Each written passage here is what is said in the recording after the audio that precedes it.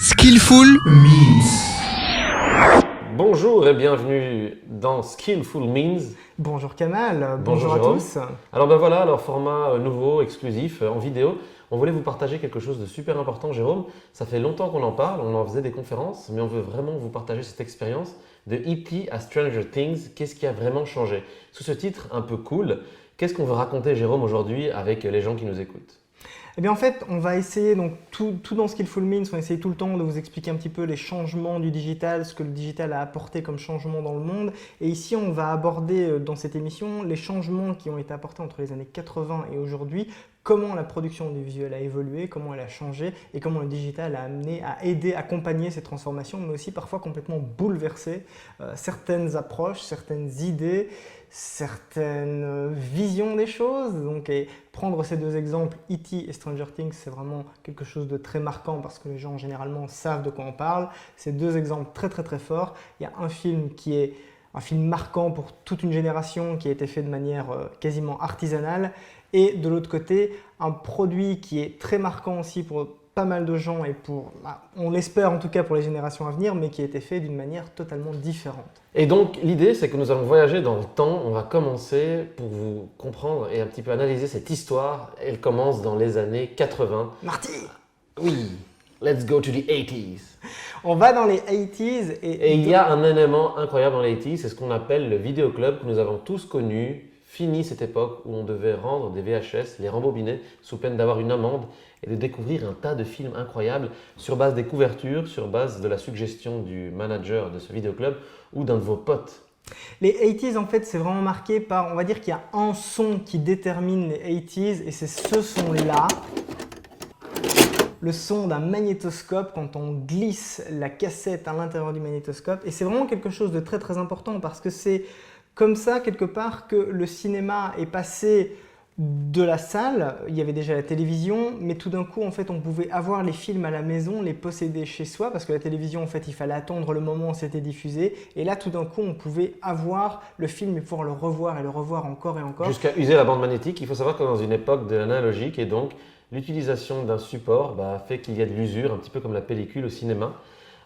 Et donc, c'est ce qui a créé aussi que des fois, les cassettes, elles crachaient. Et qu'on était donc dans un format qui allait dépérir dans le temps et qui nous a fait connaître des films de fous tels que forcément E.T. qui est un petit peu le syncrétisme, l'essence même du film pour enfants. Mais pourquoi? Et puis on racontera aussi un petit peu l'anecdote du jeu vidéo. E.T. en fait est un exemple super intéressant pour démarrer les 80s de 1 parce qu'il sort en fait en 82, donc c'est vraiment le début des 80s. Et en fait, c'est un film qui a été fait dans la logique de studio hollywoodienne, donc on est déjà dans une approche très commerciale à la base, mais qui a été faite en dépit du bon sens, parce que le film, personne n'en voulait.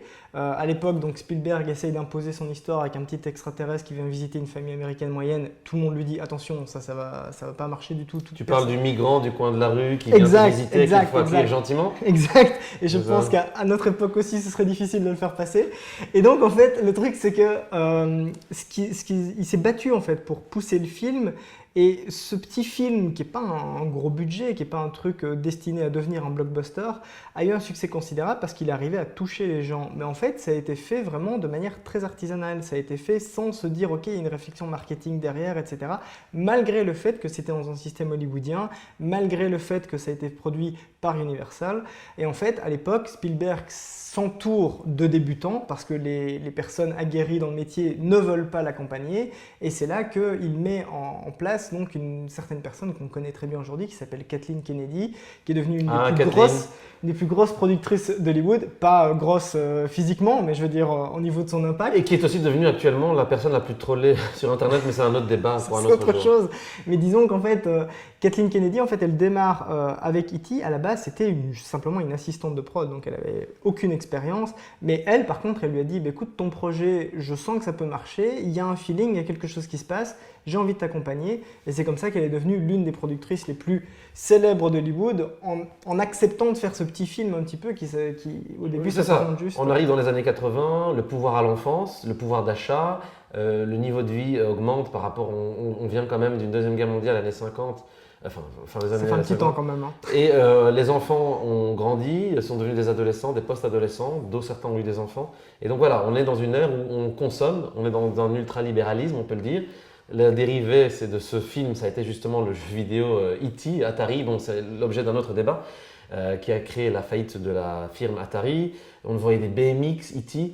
Donc c'est aussi l'arrivée d'un certain type de merchandising qui a permis à d'autres réalisateurs d'émerger, un certain George par exemple, mais aussi des gens qui venaient du B-movie, des gens qui parlaient des teenage movies. On va peut-être en lister quelques-uns, des réalisateurs super cool de cette époque, qui sont témoins de cette époque aussi. Il y avait Carpenter, il y a Ivan Reitman, il y a John Hughes. il y a Robert Zemeckis, donc Retour vers le futur. Donc il y a plein de gens qui émergent. Ce qui se passe en fait au niveau sociétal à ce moment-là, c'est qu'on entre dans une ère où le modèle classique s'écroule.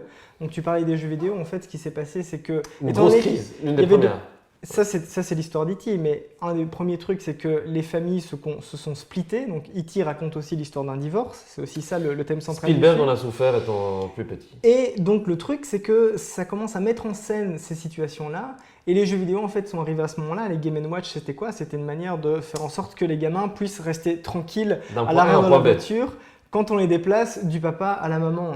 C'est vraiment comme ça que les Game & Watch ont percé au niveau du marché. Donc c'est vraiment très très intéressant. Donc Game & Watch, pour ceux qui ne se souviennent pas, c'est l'ancêtre de la Game Boy. C'était une console qu'on pouvait ouvrir avec non pas des écrans à cristaux liquides, enfin oui, mais en tout cas moins évolués en termes de gaming, mais très jolis objets qui sont actuellement des œuvres d'art. C'est devenu quasiment des pièces de collection pour certains. Et en fait, Nintendo, donc, qui est aujourd'hui incontournable dans le milieu du jeu vidéo, ils ont démarré en faisant des Game & Watch. C'est les papas de Mario et de Yoshi, et de Kirby. Ils étaient moustachus. Et de Link aussi, qui ne s'appelle pas Zelda. Mais le truc, en fait, c'est que toute cette génération-là, en fait, a été biberonnée un petit peu dans la culture des années 50, la culture qui émergeait à ce moment-là, qui était une culture de niche. Invasion from Outer Space. Aussi. Critique du communisme, par exemple, et de la chasse aux sorcières aux États-Unis. D'où l'émergence de produits geeks, et on commence à en parler comme Star Trek, par exemple. Oui, il y a eu plein de choses qui ont popé à ce moment-là. Et le truc, c'est que cette culture populaire, entre guillemets, que les studios voyaient d'un mauvais œil parce qu'ils ne la comprenaient pas, parce qu'ils ne comprenaient pas ce que c'était exactement et le potentiel de cette culture-là, elle a été mise en place et mise en avant par des gens comme Lucas, Spielberg, Zemeckis, donc Star Wars, qui étaient des petits genoux. Il faut Star Wars, comparer, E.T. et Retour vers le futur. Et en fait, c'est des gens qui ont grandi dans l'après-guerre, qui ont vu l'évolution de la société, qui se sont dit, mais en fait, nous, il faut qu'on parle aux gens qui ont vécu les mêmes troubles que nous. Et en même temps, on va aussi leur vendre du jouet. Et ça, c'est aussi la dérive un petit peu, elle naît à cette époque-là, elle naît dans les années 80. C'est la dérive où finalement, les choses deviennent un petit peu des gimmicks. Typiquement, en fait, le méchant représentatif au cinéma, c'est Norman Bates. Et dans les années 70-60, dans les années 60-70, c'est-à-dire c'est l'internalité d'un méchant, la cause elle est interne. Et dans Ghostbusters, vous avez le bibendum chamallow, qui est juste une espèce de gimmick qui est destiné à devenir un jouet pour enfants. Et donc ça ne peut pas être un méchant crédible. Tout est devenu gag et tout est devenu prétexte à vendre du jouet. On est dans une culture populaire complète, l'avènement des bandes d'arcade avec Pac-Man, l'avènement d'un jeu qui s'appelle Zork, qui est en fait un mix entre le jeu de rôle papier, c'est-à-dire Donjons et Dragons, qui est un succès incroyable actuellement. Il faut savoir que ça date quand même des années 70 avec un certain Gary Gygax. Et donc on est dans l'avènement aussi d'une culture un petit peu de niche, de gens qui aiment bien s'évader via l'heroic fantasy, via la science-fiction, via le space opéra, via des univers imaginaires qui ont été permis par des auteurs de science-fiction, d'heroic fantasy, qui sont là depuis déjà très très longtemps. Oui. Et donc Tolkien. Voilà, Tolkien est effectivement, comme on dit, on est tous des enfants de Tolkien. Mais c'est effectivement le cas. D'ailleurs, actuellement encore, quand on voit des séries, celles qui fonctionnent sont plutôt les séries qui ont de fortes influences de ces univers-là, en tout cas quand on parle d'univers imaginaire. Évidemment, il y a aussi des séries ancrées dans le réel. Et effectivement, il faut se dire aussi que c'est l'avènement, avec des années Reagan, tu parlais du surconsumérisme, de ce qu'on appelle maintenant la pop culture, mais qui ne s'appelait pas vraiment la pop culture à l'époque. C'est aussi lâcher une série d'objets qui n'avaient pas forcément une utilité directe ou intéressante. Le Power Glove en est vraiment un exemple hyper concret. Alors pour le Power Glove, pour ceux qui ne le savent pas, c'était une manette de Nintendo sous forme d'un gant qui ne fonctionnait quasiment pas ou qui fonctionnait pas très bien et qui est pourtant devenu un objet mythique actuellement et qui a sa valeur financière certaine. Allez sur eBay, vous verrez un petit peu le prix des Power Gloves. Le Power Glove, en fait, c'est juste Nintendo qui faisait de l'A/B testing Sur la Wii. sur les gens. Ils se sont juste dit, ok, on va vendre un truc super cher et vous faire croire que ça marche, mais en fait, ça marche pas du tout. Non, mais c'est des dérives qui sont liées à l'époque, mais en fait, il faut bien comprendre que ce qui était vu à l'époque est fort critiqué comme étant vraiment une dérive capitaliste totale, la fin du monde, etc. En fait, finalement, c'était très naïf. Il y avait une forme de naïveté dans tout ça, il y avait une forme infantile presque. Il y avait quelque chose de... Les gens testaient les choses parce qu'ils avaient envie de les faire, parce qu'ils avaient un feeling pour Il n'y avait pas l'objet. de prédiction quelque part. On tentait un truc et puis c'était le Joker ou pas. Voilà, Ou il y avait le- très peu de data, il y avait très peu d'analyses. En fait, les data et les analyses, elles sont arrivées vraiment après. C'est vraiment arrivé quand on a pu définir quelque part les archétypes que les années 80 ont construits. Ouais. C'est à ce moment-là on a commencé les producteurs ont commencé à pouvoir identifier, ok, là ce public-là réagit à ça, là ce public-là réagit à ça, et ils ont commencé à agréger des données un peu de manière très C'était plus basique. indirect. On faisait des public tests, on emmenait des gens dans les salles, on les faisait voter sur des papiers. Il n'y avait pas d'analyse numérique, même si IBM commençait déjà à faire du traçage de données avec des cartes imprimées à des fins très négatives. On sait normalement qu'IBM a été impliqué par exemple dans la gestion des camps de concentration. Donc voilà, là je vais peut-être dans l'extrême, mais non mais voilà. Ça va un peu loin. Non mais voilà, ça va un peu loin, mais non mais voilà. Donc c'est-à-dire qu'il y avait déjà une culture quelque part de la donnée à des fins extrêmement négatives, mais est-ce qu'on peut dire aussi que finalement dans une société libéraliste, libérée et économiquement viable, est-ce que c'est une mauvaise chose à l'époque? Les gens étaient un petit peu innocents, on ne voyait pas vraiment mal. C'est difficile en fait, c'est trop facile aujourd'hui de critiquer ce qui s'est passé à l'époque, et même donc par rapport à la critique de l'époque, c'est très complexe parce qu'en fait les événements se sont déroulés, ça a mené à d'autres choses qui mènent aujourd'hui à d'autres choses encore, donc tout est dans tout, et finalement dire c'est bien ou pas bien, c'est une question un peu De toute façon, on n'est même inutile. pas là pour dire ça finalement. C'est L'idée, c'est un peu une vraiment de question inutile. comprendre comment on en est arrivé aujourd'hui à Netflix et Voilà. à l'utilisation de vos données pour vous proposer des contenus que vous aimez ou pas. Le cœur du cœur, en fait, c'est de regarder un peu comment les choses ont évolué entre les années 80 et les années 90, et c'est pas très compliqué. Les merveilleuses 90s. Parce qu'il y a un exemple très très simple pour ça, c'est de regarder en fait Retour vers le futur le premier et Retour vers le futur 2. Et à la fin du premier film, en fait, c'est assez simple. Le but de Marty McFly, c'est d'avoir la fille, de choper la grosse voiture et de mettre un pain à son ennemi, à l'ennemi de son papa. Donc une espèce de vengeance du père. Le deuxième film, c'est quoi? C'est l'histoire du même Marty McFly qui essaye par avarice et par volonté de puissance De mettre du beurre dans les épinards, pour le mais paraphraser. de tricher avec le temps et donc de tricher au jeu avec l'almanach des sports. Et ça, en fait, c'est vraiment toute la critique du néolibéralisme, elle arrive dans les années 90. Voilà, en fait, en gros, c'est un petit peu le syndrome du Titanic où dans les années 80, on a libéré la bourse, on a libéralisé la bourse. Et du coup, on en est arrivé à des dérives, moins d'argent. Des films qui étaient très optimistes dans les années 80 deviennent des films hyper pessimistes dans les années 90, alors que le mur de Berlin avait chuté en 89 et pourtant les gens avaient compris qu'il y avait de l'eau dans le gaz et qu'on arrivait vers une lente transformation. Internet n'est pas encore vraiment là puisqu'il arrive milieu des 90s, mais on sent que le monde est en train de passer vers une forme de support digital via les premiers tests de CD, CD? géants. Donc les lecteurs de méga CD, Donc, Philips était il y avait là-dedans, les laserdiscs, donc via le laserdisc, et puis l'avènement forcément du CD musical, et puis petit à petit on arrive vers le DVD. Pourtant la VHS coexiste avec le DVD. ouais, en fait, c'est toute une transformation de support. Mais les années 90, c'est vraiment une année de gueule de bois. C'est les années où on se rend compte en fait que la fête des années 80 est un peu finie et qu'il n'y a plus de morceaux de gâteau, quoi. Donc, En tout cas, il est réservé à une certaine élite. ouais, mais non, les gens marchaient dedans, donc tu peux plus le manger. Moi, je le mange quand même, hein, même s'il y a des traces de pneus dessus. Ou ce que Tu tu peux veux. plus, c'est fini. Ah. Et donc c'est là qu'on voit arriver des trucs comme Greg Araki, Doom Generation, qu'on voit arriver des Nirvana. Enfin Nirvana, c'est vraiment ça. C'est l'industrie musicale a récupéré le bout de gras, mais en réalité musicalement, c'est dire on est foutu et on va pas s'en Il sortir. savait déjà que l'iceberg allait craquer et que forcément c'était peut-être les derniers jours. Un petit peu comme vous savez que vous vivez vos meilleurs jours, alors profitez-en. Enfin, prenez tout ce que vous avez à En fait, prendre. C'est un non, petit peu ça. Il faut avoir une vision positive des choses et se dire qu'on vit tout le temps son meilleur jour. Donc ça, c'est Mais à l'époque, on sentait quand même qu'il y avait le passage vers un autre monde qui faisait peur. il y a une espèce de déprime. Ouais. Il y a une Qui espèce de faisait peur. déprime. Et ça se sent via le cinéma. Hein. Donc, Ça on parle vient souvent de partout. David Fincher. Les films 90s de Fincher jusqu'à la fin des 90s sont quand même des films très satiriques, très critiques de leur époque. Bah, Et Fincher, qui ont encore leur écho maintenant. Fincher, il est assez intéressant parce qu'en fait, Seven Fight Club. il vient des années 80. Donc Mhm. il a démarré sur le retour du Jedi. Enfin, Eh oui. Comme ça, pour les gens qui ne le savaient pas, Il faisait des effets spéciaux. il faisait tu des vois. effets spéciaux sur le retour du Jedi. Et puis en fait, il a explosé dans les années 90 après avoir fait des clips avec Seven, masterpiece, des années 90. Et puis évidemment, donc, il clôt les années 90. Quelque part, Avec quoi c'est lui qui vient fermer les années 90 avec une critique complète du système capitaliste qui est Fight Club.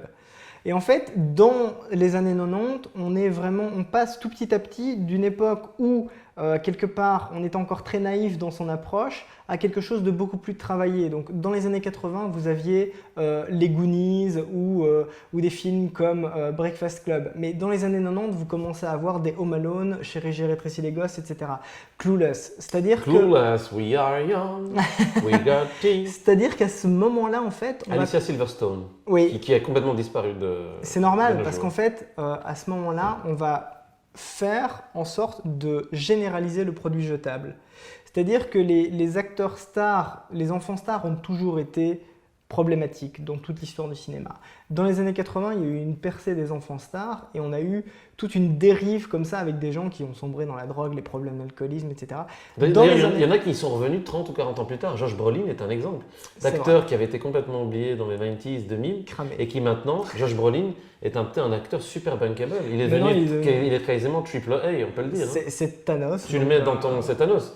Tu le mets dans ton cast, ça envoie du lourd. hein. Ah, tu peux plus reculer là Mm. maintenant. Josh Brolin, il est inattaquable. Mais oui, Il a ça, survécu. c'est des comebacks, mais de manière globale, on va dire. Enfin, il suffit de regarder. Josh Brolin, pour rappeler, qui était dans les Goonies, le grand frère. hein. Qui était le grand frère dans les Goonies, ouais. Il suffit de rappeler un peu la carrière de Macaulay Culkin dans Home Alone, donc qui a été entre guillemets pressé par les studios, mais de manière totalement assumée et totalement. C'est vraiment une systématisation.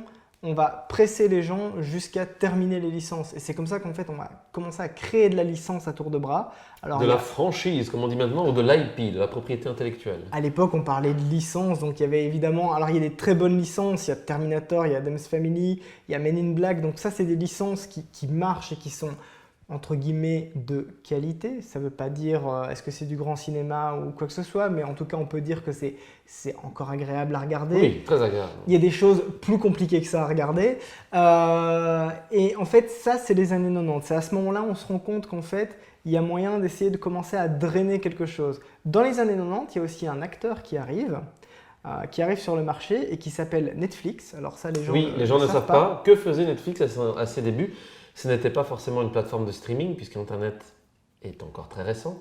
Mais Netflix faisait quand même dans le cinéma, il louait des DVD. Netflix louait des DVD en les envoyant par colis postal. Alors, Et oui, ça il y avait, paraît je pense, dingue. l'équivalent, un truc qui s'appelle DVD Post, il me semble aussi. Ça paraît dingue. Et à Ouais. l'époque, il faut savoir que Best Buy, donc, qui était le reseller le plus commun aux États-Unis, et donc je pense qu'ils ouvraient un magasin tous les jours, ou Toutes les 10 minutes. toutes les 24 heures, je ne sais Ouais. plus, enfin, les chiffres sont assez hallucinants. Et en fait, quand ils ont vu Netflix arriver sur le marché, ils se sont dit non, c'est des petits comiques, on va les laisser dans leur coin. Et Netflix, en fait, ce qu'ils ont fait, c'est qu'ils avaient un truc absolument génial, c'est que, en gros, donc en louant les DVD à travers les États-Unis, bah, ils ont pu créer une database absolument énorme où ils ont mappé en fait le comportement et les goûts des gens sur le sol américain. Parce qu'en gros, qu'est-ce que ça détermine? Ça veut dire que Déjà, il y a les adresses. Où elles vont, combien tu loues de DVD par semaine, par mois. Est-ce que tu es un homme, une femme? Parce que tu dois payer un compte via une carte de crédit en général. Donc c'est déjà de la data. hein.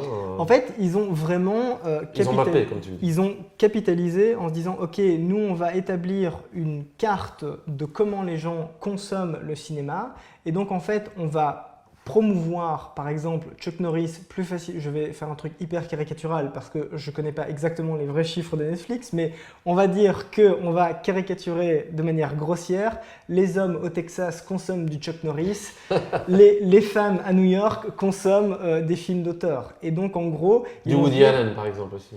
Ouais, on va éviter Woody Allen, Ouais, il pour est le moment, on un va peut-être l'éviter. peu, il est un peu touchy pour le Pour moment. le moment, il est. Enfin, Mais juste, en fait, ce qui va se passer, c'est il y en a que beaucoup qui sont touchy pour le moment, ceci ils sont dit. tous, Mais ça, c'est un petit ils peu sont Hollywood. tous, ils sont tous cramés pour le moment. Ouais. Mais le truc, c'est que ça leur permet vraiment de dire, ok, en fait, on va capitaliser en mettant plus de pubs sur ce produit-là à cet endroit-là, plus de pubs sur ces produits-là à cet endroit-là, et ça sert à rien d'essayer de vendre un film d'auteur afghan au fin fond de la campagne à quelqu'un qui ne s'intéresse absolument pas à ce genre de truc.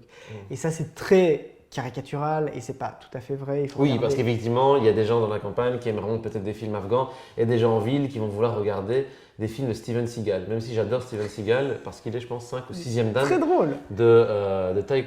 d'Aikido. Il est très drôle, Steven Seagal. Voilà. Mais donc, ce qui se passe en fait, c'est que cette espèce de vision qui leur permet en fait de vraiment d'analyser le marché et de comprendre comment les gens réagissent, comment ils interagissent, ça va leur permettre de rebondir après, plus tard, notamment au niveau du passage au digital.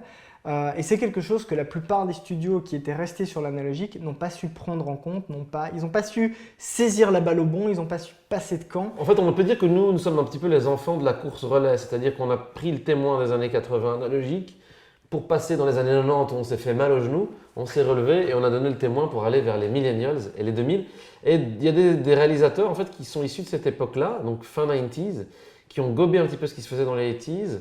Ils ont testé beaucoup de choses et puis en fait à ce moment-là, bam, ça a été l'ascension non pas de Skywalker, mais l'ascension de gens comme Peter Jackson, l'ascension de gens comme David Fincher dont on parlait, Ouais. Sam Raimi. Tim Burton était déjà dans la place, mais il s'est mythifié à ce moment-là. Tim Burton a vraiment explosé Il était déjà les dans la années place. 90, hein. Mais voilà, et alors, et des petits jeunes dans tout ce groupe-là qui sont des gens comme James Gunn, qui viennent aussi, comme Peter Jackson, du film de série B et du B-movie, et qui ont compris un petit peu le passage de l'analogique vers le digital, et qui en fait font un espèce de ping-pong entre les deux, ce qui fait que ça plaît à un maximum de public. En fait, ils ont réussi à capitaliser sur le fait que le monde est en changement, les choses varient, donc de manière grossière, on est passé c'est la fin de la guerre froide aussi, hein, donc les années 80, Gorbatchev, c'est Perestroïka, chute du la mur, fin de la guerre froide dans les années 90, et donc Rocky IV par exemple. voilà, typiquement, donc on passe d'une espèce de monde bipolaire. Mhm. Donc si tu regardes en fait, il y a Rocky IV. Et puis tu mets Independence Day, en fait la guerre elle est partout quoi. Alors dans Independence Day c'est quand même les Américains qui gagnent à la fin parce que bon il faut quand même un truc. La menace en tout cas, on ne sait pas d'où elle vient. Mais c'est un quand petit même peu drôle l'image parce que de cette époque. c'est un Allemand qui fait le pro-américain absolument crapuleux. Alors qu'en fait si tu regardes, juste petit aparté, Roland Emmerich, en fait, la plupart des gens disent qu'il est ultra pro-américain. Si tu regardes ses films, c'est le mec qui détruit le plus de monuments américains dans ses films. Donc je pense qu'en En fait, il parle d'un côté, mais il agit visuellement de l'autre. je C'est ça. pense qu'il y a une espèce de dichotomie Ouais. chez lui, une espèce de bipolarité comme ça. Il défonce tout ce qui est patrimoine Il américain. explose absolument tout. Attends, c'est un petit peu comme si un réalisateur belge faisait un film où à un moment il explose le Mannequin Peace, à un autre moment il explose l'Atomium, on serait quand même pas content. Mais les Américains aiment bien qu'on voit leurs monuments se faire détruire. Et oui, ils aiment bien ça. C'est peut-être une métaphore, je ne C'est sais pas. assez bizarre. Mais c'est vrai que ces destructions massives qu'on voit s'afficher à l'écran, qui viennent aussi du fait qu'on peut le faire, parce que techniquement, donc la digitalisation et les effets spéciaux numériques apparaissent au début des années 90 avec Jurassic Park, mais de manière globale, donc c'est dans les années 90 que ça pousse vraiment, donc on peut faire de plus en plus de choses. C'est aussi un symbole ultra fort. C'est le symbole du passage de l'analogique vers le numérique, vers le digital. Symbolisé en fait, je pense, en tout cas au niveau de la musique, par l'apparition d'un format qui s'appelle le MP3, la création de Napster pour ceux qui connaissent. Le créateur de Napster en fait avait proposé ce format aux gros majors américaines qui s'en foutaient plein les poches et qui se disent mais qu'est-ce que j'en ai à foutre d'un format sur un ordinateur où personne ne va aller, sachant que je peux distribuer mes CD un petit peu partout. Et on a dit bah, c'est très bien les gars, pas de souci, moi je vais faire ma plateforme, je vais filer mes morceaux où les gens vont pouvoir s'échanger gratos leur format MP3 que vous n'aimez pas. Et puis il a détruit l'industrie musicale qui est passée de 50 milliards à 5 milliards. Donc il a divisé par 10 le chiffre d'affaires de l'industrie. Et l'image symbolique, c'est un petit peu quand il est au MTV les Music Awards avec un de ses potes, et il porte un t-shirt de Metallica en disant regardez, j'ai un t-shirt Metallica, c'est mon voisin qui me l'a prêté. Et en fait, parce que c'était Metallica qui a fait fermer sa plateforme. Il Ouais. faut savoir que plus tard, le créateur de Napster est devenu l'un des associés de Mark Zuckerberg pour la création de Facebook, et non pas The Facebook. C'est lui qui lui aurait suggéré d'enlever le The. Et donc, Napster, en fait, sans le savoir, a changé le monde. En fait, le truc qui se passe à ce moment-là, donc, c'est que Napster arrive avec l'explosion d'Internet. Et c'est un petit peu ce qui est arrivé au monde de la musique, en fait, c'est ce qui va arriver au monde du cinéma après avec Netflix. Et c'est la même histoire, en fait, c'est la même chose. C'est-à-dire que c'est un monde analogique qui ne veut pas entendre parler du digital, Ah ben non, qui veut on s'en fout résister. plein les fouilles. Ça me rappelle ce court-métrage de Denis Villeneuve où c'est des gens qui s'engraissent autour d'une table, qui mangent, ils deviennent tellement gros que ça fait effondrer le sol. Puis ils descendent d'un étage, puis ils continuent à manger, puis ça s'écroule. C'est un court-métrage que je vous conseille, un des premiers films de Denis Villeneuve. Et c'est un peu ça l'image. Et Ouais. en fait, c'est complètement. Le problème, c'est que le château de cartes s'est écroulé sur les gens qui étaient en train de le monter. Et parce qu'ils sont incapables de comprendre que les choses vont changer. Et c'est un petit peu tout ce qu'on explique depuis le début de ces podcasts. On vous explique un petit peu dans quel environnement on passe. Donc, on est arrivé dans un monde qu'on qualifie de VUCA. C'est quoi? Donc, c'est volatile, incertain, complexe et ambigu. Et pourquoi? Parce que le digital, en fait, est venu perturber complètement les choses, est venu foutre le beans dans l'histoire parce que ça dématérialise l'objet, ça permet aux gens de communiquer entre eux de manière très rapide et immédiate, ça permet les modifications très rapides en direct, on peut vendre quelque chose mais en même temps se dire ah tiens je vais faire un update de ce produit là donc en fait tu n'as pas besoin de racheter, tu gardes ton objet, c'est juste ça va arriver chez toi, tu n'as rien à faire. Et à l'époque en fait ce qui s'est passé donc au début des années 2000, comment l'industrie musicale a entre guillemets commencé à se relever et pas s'écrouler complètement, c'est le moment en fait où Apple a lancé l'iPod avec Steve Jobs qui est arrivé en disant, c'est une phrase assez célèbre de Steve Jobs qui a dit le problème en fait c'est pas que les gamins téléchargent des MP3 illégalement, le problème c'est que le marché n'a pas été capable de leur fournir une solution une offre viable, qui corresponde une à ce qu'ils offre veulent. valable par rapport à ce besoin, par rapport à cette facilité. D'ailleurs, à l'époque, plusieurs lecteurs MP3 sont sortis, mais qui n'avaient pas exactement la même expérience utilisateur. Et donc, on en vient aussi à un autre truc, ce qu'on appelle l'expérience utilisateur, connaître son audience. Et comment est-ce que tu connais ton audience? Comment est-ce que tu identifies ses besoins? En analysant. sachant ce qu'ils téléchargent, ce qu'ils écoutent, où ils vont, etc., etc. On est loin de l'époque des 80s où finalement c'est un petit peu des hasards bien heureux qui ont fait qu'on savait qu'ils aimaient bien le coca, les pop-corn et aller voir des films super cool. E.T. c'est un auteur qui de cœur a envie de raconter quelque chose, des gens qui de cœur le suivent et ça marche. C'est aussi plein de gens qui ont tenté des trucs et qui se sont tous viandés. Qui se sont bien viandés, qui ont pris des murs méchants. Les années 80, parce qu'on oublie aussi, c'est aussi les années où il y a des gens qui se sont fait massacrer à la tronçonneuse. Voilà, non mais c'est vrai. Et donc on arrive, et c'est marrant parce que... Et donc on passe d'une époque de practical effects, c'est-à-dire des effets spéciaux type animatronique, masque en latex, etc. Total Recall. Voilà, Total Recall est un excellent exemple, qui est un petit peu l'un des derniers films utilisant ce type de technique, à l'avènement des CGI, donc des effets spéciaux digitaux. Et c'est là où justement, ils n'étaient pas encore assez évolués pour qu'on puisse leur donner de la cohérence et du concret, mais on surutilisait les effets spéciaux digitaux et on commençait à abandonner des anciens métiers qui maintenant sont en train de revenir avec un mix intelligent entre le CGI et les practicals. Mais ce que je veux dire par là, c'est que toute industrie à un moment prend un verre d'eau froide dans la gueule et peut-être des fois ça lui fait du bien, mais ça fait des énormes dommages collatéraux. C'est toujours en fait, quand on est dans une transformation, il y a toujours l'ancien monde et le nouveau monde qui vont se friter l'un l'autre, ça crée de la tension, ça crée quelque chose, des réactions un peu épidermiques. Et oui, il y a des gens qui en meurent, il y a des gens qui en vivent, il y a des gens qui grossissent, il y a des gens qui maigrissent. Et il n'y en a pas un qui est meilleur que l'autre. L'idée, c'est de se dire qu'il faut essayer de pouvoir tirer profit de la meilleure manière, de manière positive de tout ce qui se fait. C'est-à-dire que ceux qui ont oublié ce qui se faisait avant, finalement, recréent les erreurs. Et ceux qui sont trop allés de l'avant, voilà. Donc, il faut vraiment toujours bien mixer. Et du coup, ça a aussi permis l'avènement, Jérôme, de films un petit peu étranges qui n'auraient jamais connu leur succès avant. Par exemple, Blair Witch Project, Bowling for Columbine, sont deux exemples de films un petit peu faits en mode low budget, mais qui ont été distribués en salle à l'international. Ça c'est assez particulier, Blair Witch Project, en fait, parce que il est super intéressant. Premier buzz internet aussi. Ouais, il est super intéressant pour ça, parce que c'est un film qui a été fait avec peanuts, zéro budget. 30 000 $, je pense. Complètement what the fuck. Par contre, le coup de génie qu'ils ont eu, c'est de se dire, ok, il y a ces gars qui sont sur Internet, qui sont sur les pré-réseaux sociaux. Facebook n'existe pas encore. Donc Twitter, Instagram, tout ça, on oublie. C'était beaucoup des blogs et des sites internet en HTML. À l'époque, dans les années 90, on parlait du son des années 80. Il y a un son typique dans les années 90, c'est le son MIDI. Du modem 56K en fait. C'est ce truc qui fait…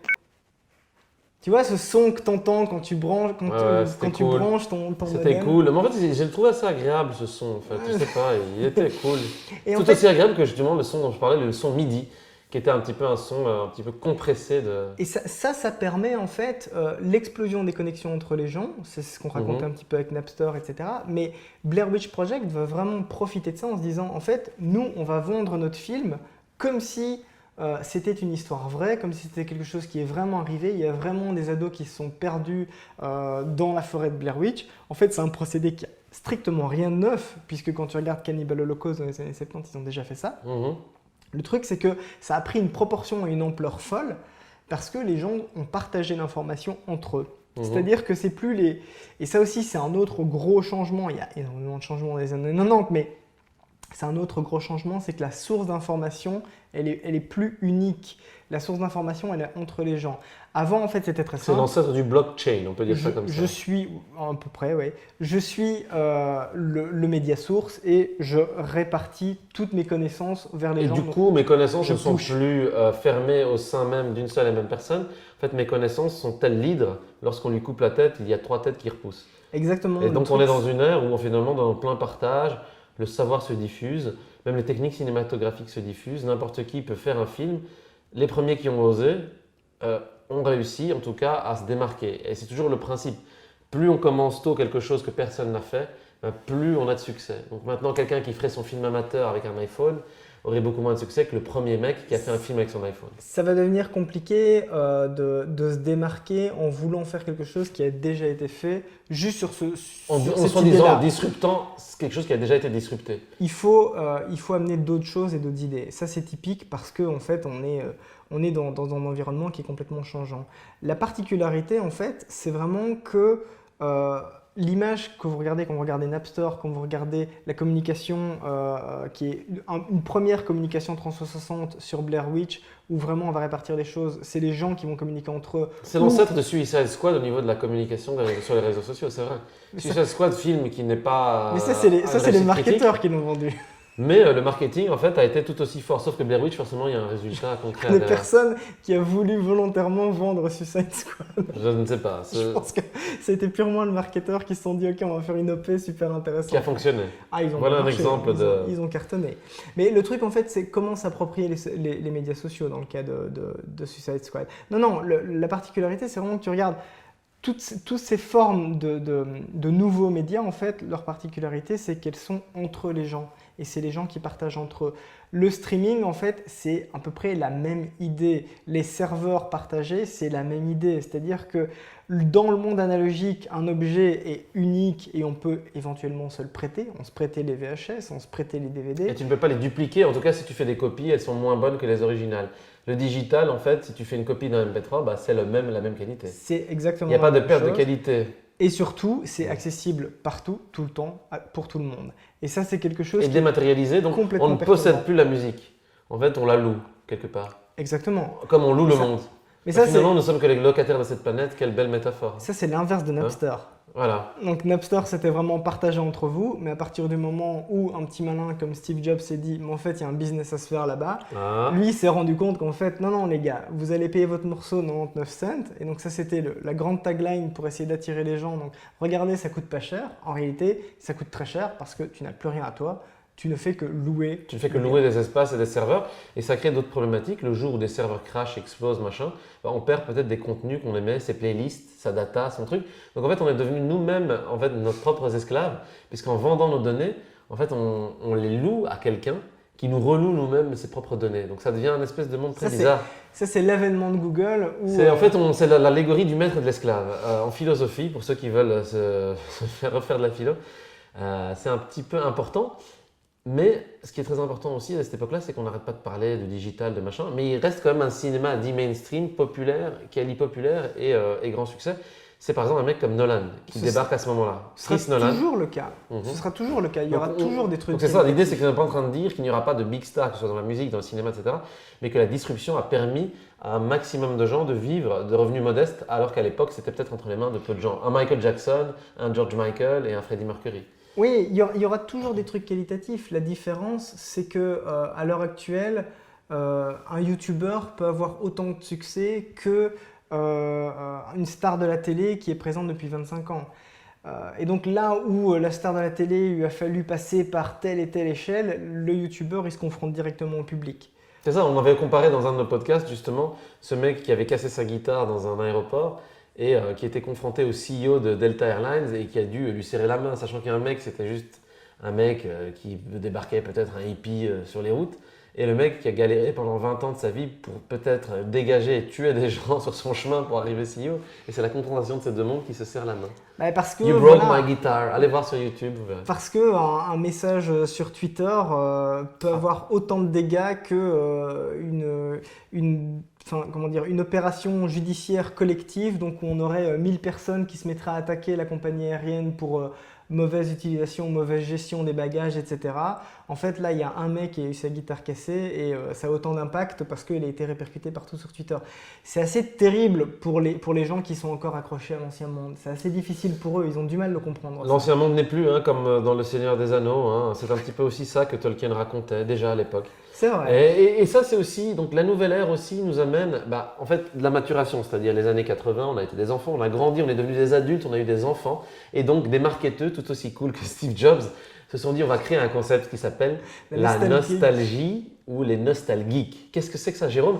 C'est des geeks qui sont nostalgiques d'une époque qui n'existe plus, mais qui existe quand même encore.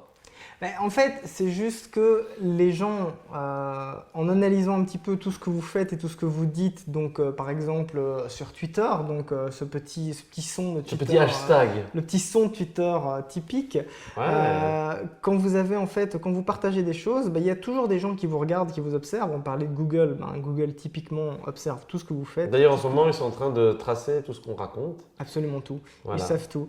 Et donc, non mais c'est assez effrayant d'essayer juste parce qu'on peut aujourd'hui, avec le RGPD, vous pouvez très bien demander à des sociétés comme Facebook ou Google de vous envoyer les données qu'ils ont sur vous. Faites-le juste pour le fun, c'est assez drôle si vous avez du temps à perdre, mais c'est assez marrant. Vous allez vous retrouver avec des fichiers qui pèsent un poids de dingue. Sur votre ordinateur, ça va prendre un bon espace et vous allez vous rendre compte en fait qu'ils ont beaucoup plus de données sur vous que ce que vous pouvez penser. Et des fois, ils ont même des données fantasmées. On avait parlé des ghost profiles, des gens qui ne sont pas sur Facebook mais qui le sont quand même. Exactement. Donc, même si vous n'y êtes pas, vous y êtes. La Matrix vous a gobé, les amis. Le marketing, qu'est-ce qui s'est passé en fait? C'est qu'ils ont vu un petit peu tous les échanges que les gens avaient et ils se sont rendus compte que les gens ne faisaient que parler du passé, mais d'un passé qui est complètement fantasmé. Ah, cette époque douce où on pouvait sortir dans la forêt en BMX, rencontrer des extraterrestres, jouer à la Nintendo avec un Power Glove et puis mettre des pièces dans une borne d'arcade tout en mangeant du bon popcorn avec du beurre liquide. Et en fait, Netflix, c'est ce qu'il a fait. Tu parlais tout à l'heure qu'ils avaient déjà tracé, mais Netflix l'a fait de manière encore plus exagérée avec l'avènement de la plateforme streaming. Beaucoup de gens rigolaient, haha, Netflix, c'est quoi ce truc en streaming? Haha, ils n'auront jamais de place pour mettre des films et puis leur catalogue est pourri. Et ils ont proposé des films 80s, 90s, qui se sont fait dévorer par le public. En fait, le truc typique, c'est qu'on parlait du Power Glove tout à l'heure. Le Power Glove, en fait, dans les années 80, c'est un truc pourri qui marche pas, ça coûte cher, c'est vraiment une expérience pourri, zéro. Il est beau, j'aimerais bien en avoir un, moi. C'est zéro, mais par contre, les gens ont idéalisé et fantasmé tout ça. Et ce qui va se passer, en fait, c'est qu'il va y avoir des gens avec quand même une espèce d'envie de qualité qui vont essayer de pousser des choses, donc, comme par exemple, alors il a été très critiqué sur le dernier, mais J.J. Abrams, qui est quand même, Gigi, si tu nous écoutes. qui n'est pas un mauvais réalisateur en soi, même si on peut critiquer beaucoup de choses chez lui. J'aime beaucoup Gigi, on ne peut pas dire du mal de Gigi. C'est difficile, c'est difficile. Il y a une petite attache, il y a un petit côté cœur de geek qui saigne quand on dit du mal de Gigi. Mais le truc en fait, c'est que lui en fait, il va vraiment aller nourrir ce sentiment de nostalgie. Super vite. Oui, mais j'ai presque envie de dire qu'avec lui, c'est pas malsain. C'est-à-dire que lui, il est peut-être, en tout cas, il arrive à brander que ce soit pas malsain. C'est-à-dire que il a ce côté, il a ce côté enfantin. En fait, quand on regarde un film de J.J. Abrams, en tout cas dans les années 2010, 2010, on a l'impression de voir un film qui serait fait par le public, quoi, mais avec de la qualité. En fait, c'est typiquement le réal qui va vous dire, ok, vous avez aimé ça. Moi, j'ai aimé ça aussi et je vais vous le revendre en fait. Et je vais vous dire que j'ai aimé ça et vous allez aimer le fait que j'aime. Voilà. Et que comme moi, vous aimez ça. Et que comme Hollywood, donc vous êtes potes avec Hollywood. Et ça marche bien sur l'époque de la récup où on essaye un petit peu de tout faire retourner. Et dans une digitalisation où les gens commencent à échanger entre eux, en fait, ils échangent sur leurs sentiments, sur leurs souvenirs, C'est sur... ça. En fait, une belle métaphore, le film Multiplicity avec Michael Keaton, excellent film qui est sous-estimé dans l'histoire du cinéma, et c'est un petit peu ça, non? C'est-à-dire, tu prends un film comme Ghostbusters, tu le mets dans la machine pour le dupliquer. Il est un petit peu moins bien, mais il est quand même bien. Ah Puis oui. tu le remets, tu reprends ce clone que tu remets dans la machine, puis tu le remets jusqu'à ce que ça devienne une espèce de tas fumant de fumier ou d'excréments qui ne ressemble plus à rien comme ce Ghostbusters 2016. Est-ce qu'on peut parler de ça? On peut parler d'effet multiplicity dans cette nostalgie malsaine? Pourtant, je suis le premier à aimer la culture geek et à en Ça- être le défenseur. Mais je fais aussi peut-être ma propre autocritique de tout ça. un très bon exemple, Multiplicity. Mais en fait, le truc, c'est ça, c'est que Ghostbusters, donc dans les années 80, c'est un hit par hasard. Ghostbusters 2, début des années 90, c'est une volonté purement commerciale. Le Ghostbusters de 2016 est purement un produit marketing qui veut vous vendre de la nostalgie. Mais qui a été raté quelque part. Et le truc, c'est que, sans discuter des qualités du film en tant que tel, le truc, c'est que si vous regardez les films de J.J. Abrams où ils vous vendent de nostalgie, mais en ayant quand même une espèce d'approche artistique où il y a quand même des idées derrière, etc. Là, vous avez le remake de Total Recall, vous avez le remake de Ghostbusters, vous avez le 25e reboot de Spider-Man, vous avez, je ne sais même plus, oh oui, il y a eu les Tortues Ninja en CGI, alors ça c'est Ça, malade. ça a été la plus grande tristesse de tous les geeks que nous étions de voir que les Tortues Ninja avaient été CGIisées dans une époque où ils étaient en practical et ça fonctionnait très bien. Et les premiers Tortues Ninja sont toujours aussi cultes. Alors certains jeunes vont vous dire qu'ils préfèrent les récents. Ça c'est encore un débat générationnel parce qu'apparemment le Ghostbusters 2016 a plu peut-être à des plus jeunes générations. Non, ça a plu, ça a plu. C'est pas la C'est question. ça aussi. C'est pas la L'idée n'est pas de question tomber dans la nostalgie malsaine, Non, non. mais globalement, ça sent quand même le produit réchauffé de manière générale, pas que Ghostbusters. On est en train un petit peu de commencer à se foutre du public. Voilà. Ça devient vraiment aberrant. Et quand tu regardes en fait l'exemple le plus parfait de ça, c'est les licences, l'apogée des licences façon MCU, donc le Marvel Cinematic Universe, où quelque part on te revend le même film chaque année. On change juste le skin. En fait, c'est comme Call of Duty, quoi. C'est ça. Ou FIFA. C'est juste chaque année, c'est le même jeu, on change juste les skins et on te fait Voilà. croire que c'est un nouveau jeu. Alors, il y a quelques trucs qui changent, il y a des options en plus, etc.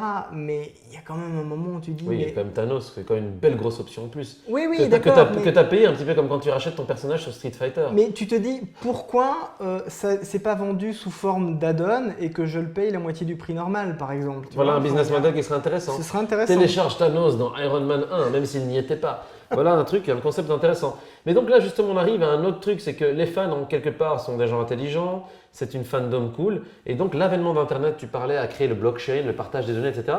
Et donc on arrive dans une époque où les amateurs d'Internet arrivent à faire des choses beaucoup plus impressionnantes que ce que font les professionnels. L'exemple de Kung Fury, un fan-film fait par des gens qui sont quand même du milieu de la publicité, mais qui ont créé leur propre film avec une fanbase Internet et donc l'avènement des Kickstarter. Des niveaux de Sonic qui ont été refaits par des fans.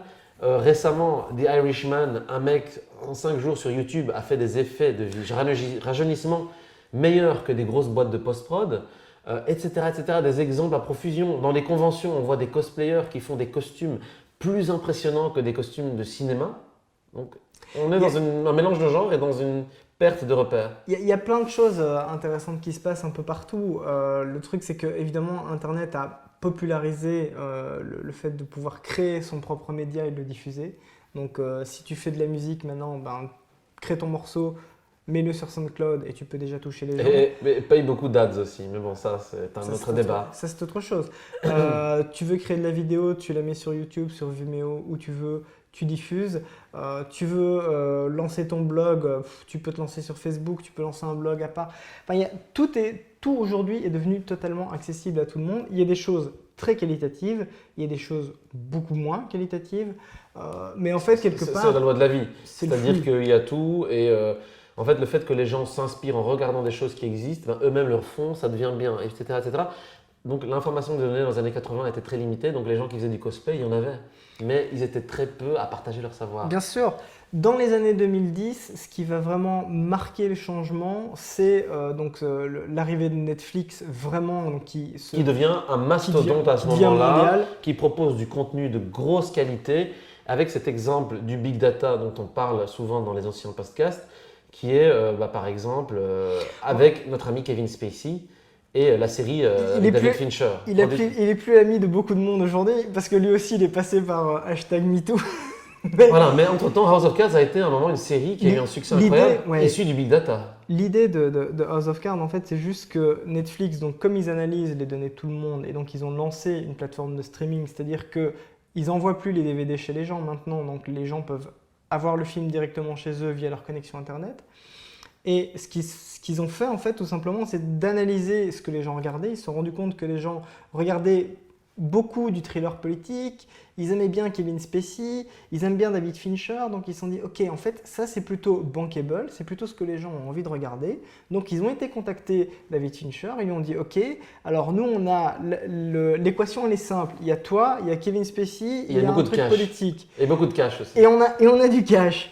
Et ils ont vu cette série anglaise, parce que House of Cards à la base c'est une série anglaise, exact. Ils ont racheté les droits. Ils ont fait une adaptation américaine. Et ça a été un buzz. Et ça a été un gros carton. Et en fait, Netflix s'est hissé très très rapidement. Mais donc aujourd'hui, c'est 6 ans plus tard, donc 6 ans après l'avènement vraiment de Netflix en tant que plateforme de streaming et en tant que distributeur mondial. 6 ans plus tard, c'est passé de l'outsider qui est un petit peu moqué par toutes les grosses institutions. Et quand on regarde aujourd'hui dans toutes les remises de prix, les plus cités généralement c'est eux. D'ailleurs, Ricky Gervais, dans les années Golden Globe, c'est bien foutu d'eux. Mais en même temps, tout le monde est un petit peu en train de courber les chines auprès de cette plateforme-là. D'autres arrivent dans la course. Ce sera l'objet d'un autre débat plus tard. Qui va la gagner? Mais en tout cas, il faut savoir que malheureusement ou heureusement pour ces plateformes, il existe aussi toujours l'avènement de films indépendants qui sortent du big data, qui sortent de ces informations-là. On a vu ensemble pas mal de films hyper impressionnants avec notre ami Robert Pattinson, qui sera le nouveau Batman. Robert Pattinson, pas Parkinson. J'ai dit Parkinson. Pattinson, excellent. Mais il le jouera très bien. Pattinson qui joue Parkinson.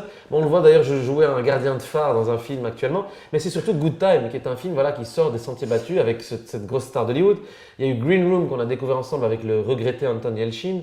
On avait découvert à l'époque ce film The Infinite Man, un film indépendant australien de voyage dans le temps. Donc il y a quand même encore un espoir de films qui ressemblent à quelque chose, qui ont de la qualité, mais qui ressortent de ces sentiers battus. Donc heureusement, c'est ça aussi l'idée, c'est qu'on n'est pas en train de dire que le monde est en train de basculer vers la matrice. Non, le truc en fait, donc il y a vraiment une confrontation entre plusieurs choses, mais tu regardes Netflix et tu regardes Stranger Things, en fait, c'est vraiment le produit d'une équation.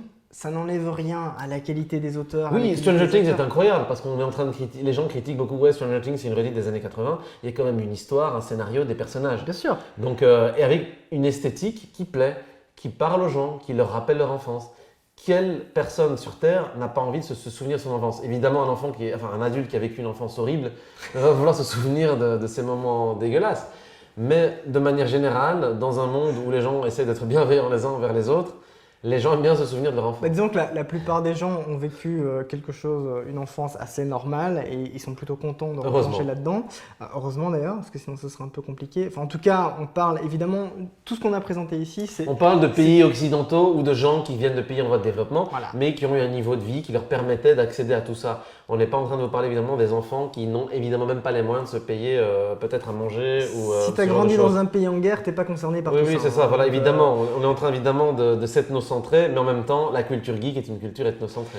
Le truc en fait, Amérique du Nord, Europe, Afrique évidemment pour les gens qui ont les moyens, Asie aussi pour beaucoup, mais c'est une autre type de pop culture. Le truc c'est vraiment ça en fait, c'est que Netflix se rend compte en analysant les données, on en parlait notamment dans l'interview de Martin, donc sur le fait que les données soient visibles a permis en fait de pouvoir dire ok, en fait le rap c'est pas une musique à mettre de côté, c'est la musique la plus écoutée, regardez les chiffres, ils sont vrais, c'est pas du bidon et c'est pas un programmateur radio qui est resté bloqué dans ses années à lui qui peut dicter l'alpha et l'oméga et dire non, moi je vais pas mettre ça, je vais plutôt mettre ça parce que c'est mon style. Non, en fait il faut regarder ce que les gens écoutent et essayer de leur faire plaisir, essayer de leur amener ce qu'ils ont envie d'entendre. Mais en fait Netflix et Stranger Things, c'est l'exact opposé d'E.T. si tu regardes. Parce que E.T. c'est quelque chose qui s'est fait en dépit des studios. Netflix ne s'est fait que parce qu'ils avaient des datas et qu'ils ont pu dire ok, en fait, les gens, la culture geek, la culture populaire, c'est pas quelque chose de niche, c'est pas quelque chose d'underground, c'est pas quelque chose qui se fait dans une cave cachée avec des espèces de trolls de cave qui sont enfermés J'en ai entre des trolls de cave, c'est mes amis. et qui J'ai mangent passé des beaucoup de- chiquitos. J'ai Non. passé beaucoup de temps avec des trolls de cave, j'en ai moi-même été un. Hein. Non, C'est très bien. en réalité, c'est une culture qui est majoritaire, que les gens veulent voir ce genre de film, les gens aiment la SF, les gens aiment les films fantastiques. Et donc, ça a été validé, entre guillemets, ils ont obtenu le feu vert pour avoir les budgets, By the people. parce que les données existent. Mais alors, ce qui est marrant, c'est que tu parlais de E.T. qui sort des studios et de Netflix dont le but est de tuer les studios. Donc en fait, on arrive au paroxysme, c'est-à-dire que en fait, on a eu des années dites de studios, d'ultralibéralisme, et que finalement, maintenant, on est en train de parler de plateformes, de streams, etc., de gros studios. Mais finalement, est-ce que l'avenir ne sera pas justement vers un maximum de flux, un maximum de contenu, avec plein de contenus de niche? Et donc, est-ce que finalement, pour conclure, la pop culture, la culture geek n'est pas finalement déjà morte avant même de le savoir? C'est Ce difficile. serait le premier à en être triste, mais est-ce que finalement, tout ça n'est pas fini? C'est difficile à Pour dire. conclure. La particularité, en fait, c'est que, comme on disait, donc, il y a des films émergents. Donc, il y a eu Tangerine qui a été filmé à l'iPhone, qui a fait un carton dans tous les festivals. Donc, il y a plusieurs trucs comme ça qui émergent un peu partout, qui se partagent sur les réseaux sociaux, qui commencent à émerger. Il n'y a pas de plateforme encore pour accueillir ce genre de production et les valoriser convenablement. Pour le moment, c'est quand même très épars. Faudra voir comment ça va exister. Il y a Disney qui a essayé, donc, sous son état d'empire total et totalitaire. Mais non, comment tu peux dire ça? Il a racheté. Mais c'est vrai, c'est ce qu'ils font. Il n'y a pas de problème. En même temps, ils sont pas contre le fait de le dire, donc ils l'assument complètement. Ouais. Et c'est très bien. Il y a pas de, c'est pas un mal en tant que tel. Hein. Il ne faut pas voir ça non plus comme étant quelque chose de mal, parce qu'ils font ce qu'ils ont à faire. Mais ils ont racheté Fox. Là Les maintenant, Simpsons, hein, la Fox, comme là exemple. maintenant, on parle du fait que Entre la autres. MGM serait en vente et donc il y aurait Netflix potentiellement, Apple de l'autre côté qui essaye de batailler pour obtenir Tout le monde est en dette envers tout le monde finalement, et c'est un petit peu ça. C'est que c'est plus des monopoles, mais c'est 3-4 gros groupes qui de toute façon sont détenus par BlackRock, qui les possède tous. La particularité, en fait, c'est que on ne sait pas de quoi l'avenir sera fait, on ne sait pas comment les choses vont évoluer. On voit juste qu'en fait, à travers les époques, on a vécu l'avènement d'un monde digital qui abandonne l'objet, qui abandonne la possession, qui part vers autre chose. On a eu des opportunités d'aller vers un partage, des échanges, etc. Finalement, ça a été récupéré par des velléités commerciales. Alors voilà, j'utilise un vocabulaire très complexe, mais ça a C'est été bien, utilisé. c'est bien, il faut. Je disais, oui, on monte le niveau en fait dans ce podcast. On va être remis sur RMC ou des trucs un peu plus, un peu plus intello Ou là. pas. Ou pas. Mais le truc c'est que tout ça en fait c'est en constante transformation. Qu'est-ce qui va arriver demain? On ne sait pas. On sait juste qu'il y aura toujours des boosts, il y aura toujours de la qualité. Simplement, vous pourrez avoir accès à plein de choses de manière très différente et il faut rester ouvert. Il faut bien comprendre que si Netflix gobe vos data, c'est avant tout pour faire de l'argent et pas pour être dans une vision idéaliste et formidable du monde, mais ça permet aussi d'amener des choses qui peuvent vous plaire. Maintenant, il ne faut jamais se fermer et j'ai envie de dire, essayez toujours de rester curieux et d'aller voir ce qui se fait ailleurs. Donc si vous êtes sur Netflix, ne restez pas juste sur Netflix, allez voir aussi ce qui se fait Oui, chez enfin, d'autres n'envoie gens. pas les gens non plus sur des sites. Hein? Non, Comment ça, ne reste pas sur Netflix, allez ailleurs? Qu'est-ce que c'est que ça? je pensais pas à ce genre de Ah, site. d'accord. Mais Non, allez ça. voir par exemple. Oui, allez au vidéoclub par exemple. Hein, Allez voir des créations de créateurs indépendants, Ouais, allez voir ce qui exactement. existe. Sortez Un peu- déjà, mais sortez de chez vous déjà. Allez voir des expos aussi, allez Oui. voir ce qui se fait en projection vidéo, allez voir ce qui se fait aussi dans des cinémas indépendants. Nourrissez-vous parce que tout se nourrit de tout. Voilà, Mais en un gros. très très bon exemple, c'est le jeu vidéo. Dans le jeu vidéo, Mhm. aujourd'hui, on valorise les productions indépendantes. Mhm. Pourquoi? Parce que les devices ont changé. Donc en fait, le numérique, le digital a amené un device très très très simple qui est dans la poche de tout le monde qui s'appelle le smartphone. Et aujourd'hui, en fait, vous avez l'explosion des productions indépendantes de par le fait qu'on a différents moyens d'accéder aux choses. Donc un petit producteur de jeux vidéo peut produire son petit jeu dans son coin et quand même le distribuer de manière mondiale et avoir un impact relativement important, même si c'est pas toujours évident et je dresse un portrait très idéaliste des choses ici. Oui, parce qu'il y a aussi les notions de flux, de masse, de création. On n'a jamais autant créé dans l'histoire de l'humanité que ces 10, 15, 20 dernières années. Et donc voilà. Peut-être un dernier petit mot de conclusion de E.T. à Stranger Things. Est-ce qu'il faut retourner au vidéoclub, Jérôme? Eh bien, en fait, ça c'est une très très bonne question parce que je pense que justement on parle de flux, on parle de création et à mon avis, ce qui va vraiment être valorisé et valorisable dans les années à venir, c'est de faire de la curation dans tout ça et c'est de déterminer ce qui est bien, pas bien. Alors bien, pas bien, c'est variable pour tout le Oui, monde. c'est pas l'école des fans non plus. Non, non, mais c'est-à-dire que, par exemple, je pense qu'il y a vraiment une opportunité pour des influenceurs, pour des gens qui vont, peut-être le retour des speakerines, on ne sait pas, hein, en tout cas, essayer de guider le public en lui disant, voilà, si vous êtes plutôt ce type de personnalité, que vous aimez le sport, ben, allez vers ça. Si vous aimez la SF, allez plutôt vers ça. Si vous et au fur et à Si vous mesure, n'aimez rien, allez manger des frites. et si Voilà. vous n'aimez rien, sortez et allez faire d'autres choses. Voilà. Mais le truc, c'est que on va assister vraiment, et ils vont en avoir besoin, parce que toutes les plateformes qui arrivent là, donc il va y avoir Disney+, Apple TV, Amazon qui est déjà en place depuis un petit temps. En fait, à un moment donné, les gens vont juste saturer. Ils vont juste saturer d'infos, ils vont avoir besoin d'avoir un retour quelque part à un contrôle plus simple des choses. Moi, c'est ma prédiction, mais ça, c'est une prédiction très Nostradamus. On verra comment ça va se passer, on verra ce qui va arriver. Le truc, c'est que de toute façon, quoi qu'il arrive, ce sera intéressant. Voilà. Voilà, je pense que c'est la fin de ce podcast pour aujourd'hui. C'était cool. On peut détailler, on pourrait en parler pendant des heures et des heures. Et on le fera peut-être à un autre moment. Et une chose à faire, on va aller sortir au vidéoclub, en louer 3 parce qu'on aura un 4e gratuit. Et surtout ne pas le regarder, mais on va les rembobiner toutes les 4, les cassettes.